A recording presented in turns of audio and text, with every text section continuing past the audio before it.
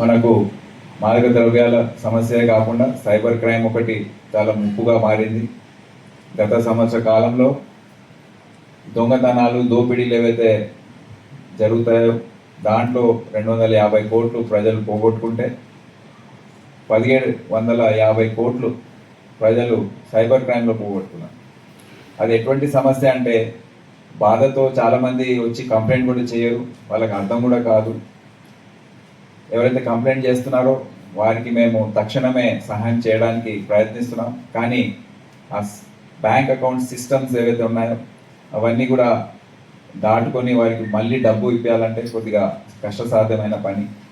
అందుకని దీనికి అవేర్నెస్, అవగాహన అనేది కల్పించడం, ఏ విధంగా మీరు కాపాడుకోవాలి. ఎక్కువ శాతం మేము చూస్తే బిజినెస్ చేసేవాళ్ళు లేకపోతే ఎంప్లాయీస్, ప్రైవేట్ ఎంప్లాయీస్ ఎవరైతే ఉన్నారో వాళ్ళు మోసపోతున్నారు. అంటే ఆశ అనేది చూపిస్తారు, మీరు 10 రూపాయలు ఇన్వెస్ట్ చేస్తే మీకు 20 రూపాయలు వస్తాయని. కానీ బేసిక్ మన అర్థం చేసుకునే అంశం ఏంటంటే ఇటువంటి ప్రాఫిట్ ఎక్కడ కూడా అసాధ్యం. ఎవరైతే చెప్తున్నారో వాడు మోసం చేయడానికి చెప్తున్నాడనే అర్థం చేసుకునే మనకు ఆ స్తోమత వస్తే తప్పకుండా సైబర్ క్రైమ్ దానంటే దానే అదే తగ్గిపోతుంది. దానికి తగిన అవగాహన సదస్సులు ఇవన్నీ కూడా ఏర్పాటు చేయాలని నిర్ణయించాం. ఈరోజు వరంగల్ జిల్లా ఇప్పటికే ఈ కమిషనరేట్ చాలా ముందంజలో ఉంది. వేరే జిల్లాలతో కంపేర్ చేస్తే ఇంకా మెరుగుపరిచే విధంగా మేము కొన్ని రోజుల క్రితం జరిగిన ప్రైమ్ మినిస్టర్ గారి, ప్రధానమంత్రి గారి వీడియో కాన్ఫరెన్స్ ఏదైతే జరిగిందో సైబర్ క్రైమ్ పైన ప్రత్యేకంగా వాళ్ళు చేపట్టారు, వాళ్ళు దానిపైన నిర్వహించారు.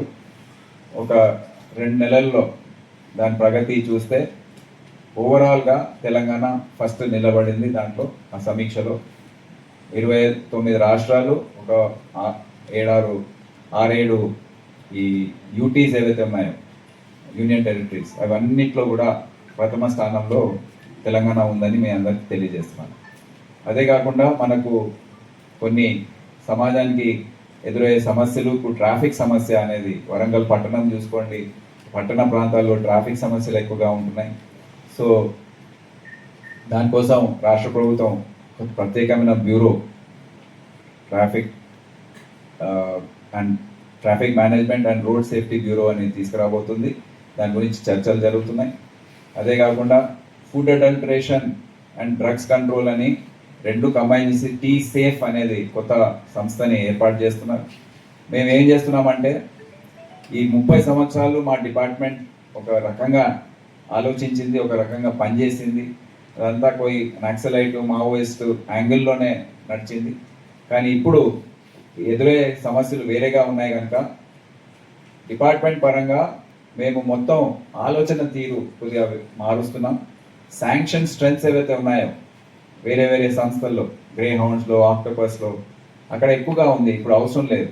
సో ఆ శాంక్షన్ తీసుకొని ఎక్కడైతే కొత్త ఈ సమస్యలు వస్తున్నాయో దానికి కొత్త సంస్థల్ని ఏవైతే మేము ఏర్పాటు చేస్తున్నామో, బ్యూరోస్ ఏర్పాటు చేస్తున్నామో ఆ శాంక్షన్ స్ట్రెంత్ అక్కడ కేటాయిస్తున్నాం.